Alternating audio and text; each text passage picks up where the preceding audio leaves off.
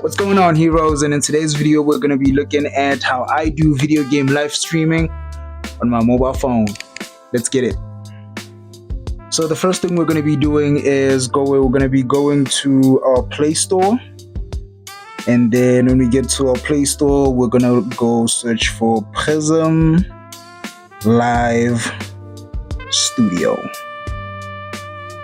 And then we have our Prism Live Studio app. You download the app or install the app. I'm using Android devices, so if you're using Apple devices, I'm sure you can find another tutorial somewhere. But I'm using Prism Live Studio, so after the app is done installing, you download the app. And once the app opens up, so these are going to be the primary things that you're going to be focusing on. Right, you have your screen, camera, and VTuber. So we're gonna do the VTuber a little later because right now we just want to focus on the live streaming aspect of the segment. So you're gonna go on screen. Once you get on screen, you're gonna see this aspect ratio where it shows you the aspect ratio in which your device can capture in. So if you wanna edit anything that's happening there, you press the setting bar. And then you do scene editing. So scene editing is essentially where you compile everything that you want to be visible in your live stream, such as inputting your chat. You have your VTuber there at the corner, and then you have your overall screen. I can show you how I do some extra branding stuff later on, but it's pretty simple. If maybe let's say you have your logo that you want to implement, you're gonna press the plus button, and then there you see you can add your sources such as your chat, text, web, image, 2D avatar, or 3D avatar. You can download those if you want a different variation or maybe a custom one for your specific needs. So that's how you add your layers. And then on the second button, that's where you kind of play around with your layers, which one is at the forefront and which layer is at the background. So currently that's how it is, and below that you have your scenes. I guess this is where you have your scene templates, you could say, and you implement them. I guess to add more, you're gonna need a subscription plan, and then the other buttons just to tilt your device vertically and horizontally, right? So once you play around with your thingies, you see here I have my chat. I can unlock it, and then I can move it around wherever I need. Maybe I want it to be on the right hand side, and then I can move my VTuber avatar and then put him on the left. You see, and then you do have your audio thingies happening there and what did I. So, and then overall, this is my stage where you can also manipulate that as well. So going back, so before you actually go live, you're gonna wanna press the I don't know what you call the cutter tape thingy there.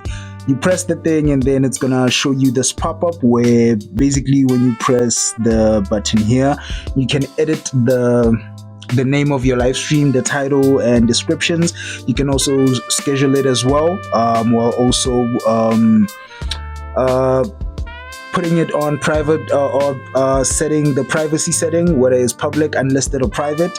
And also you can set your audience for kids or not for kids. And then you can also place your category. If you are not in a different category such as gaming, you can also place that. You can see some of the examples they do have: autos and vehicles, music, pets and animals, sports, time, travel and events, gaming, people, blogs, comedy, entertainment, what have you, whatever videos you're going to be doing or whatever live streams you're going to be doing. You can essentially do all of them, and then these are all the other technical settings like your DVR, where you enable your DVR or your latency, and then you have your license, where you can also already set your Creative Commons or leave it on the standard YouTube license, right? So yeah, Those are the settings, and then once you have all that figured out, this, if you can see right there on the bottom of the screen, you have your where you can set your stream quality, your resolution, your video quality, bit rate, frame rate, and your keyframe intervals. I'm not gonna go deep into that. I'm just showing you the overview of the app. And then yeah, here when you press my channels, this is where you have your different channels where you can enable multi-streaming for the app. But unfortunately, Prism Live Studios has changed their multi-streaming plan to a subscription plan, so multi-streaming is no longer free on their platform, but you can still find it if you get the subscription plan. So yeah, you see, you can multi-stream up to 6 platforms to max. So yeah, it was a really fun time when I used to do that. I think I will subscribe though, but currently I'm only focusing on growing my YouTube, and once I have that monetized, and once I have the content going there smoothly and everything, then I'll be able to focus on growing other platforms. So yeah, and then once everything is up and up, once you have picked the platform you want to be streaming on, let's say maybe I don't want to say YouTube, I want to go stream on Twitch, then I'll just toggle those, and then I do that, and then I just press the go live button. So do you want to save the live video on your device? Sometimes I do, sometimes I don't.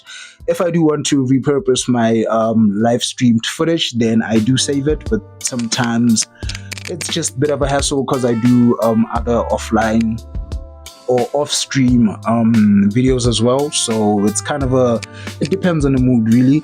So once you do that and then you press yes, it'll ask you another prompt: allow Prism Live to record the project screen. You press allow, it gives you a timer, then you basically just go to your mobile game and open the game you want to play on, and yeah, you have it. So that is how I do my mobile live streaming on mobile device. Yeah, I hope that video makes sense. If you have any more questions or you need any more clarifiers, please hit me down in the comment section below. And yeah, good luck. Peace.